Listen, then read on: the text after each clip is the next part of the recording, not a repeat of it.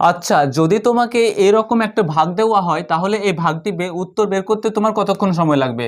আশা করি 3 থেকে 4 মিনিট সময় লাগবে। তো দেখো, এই সমস্ত ভাগের ক্ষেত্রে একদম নিমেষে উত্তর বের করা যায়। দেখো, এখানে 3টে অঙ্ক আছে, 3টে অঙ্কই একই অঙ্ক, অর্থাৎ 7 7 7। তো যদি এরকম অঙ্ক তোমাদের ভাগ করতে দেওয়া হয় তাহলে দেখো, এই 7 7 7, এই 3টে 7কে যোগ করলে কত হয়? 3টে 7কে যোগ করলে নিশ্চয়ই 21 হয়।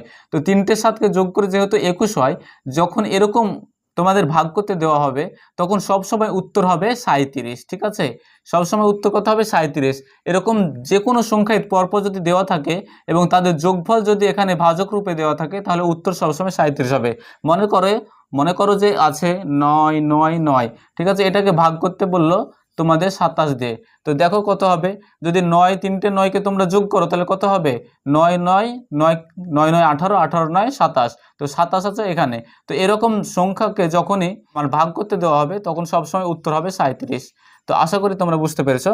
তো ভিডিওটি ভালো লাগলে অবশ্যই ভিডিওটিকে লাইক করে দিও এবং চ্যানেলটিকে সাবস্ক্রাইব করে দিও।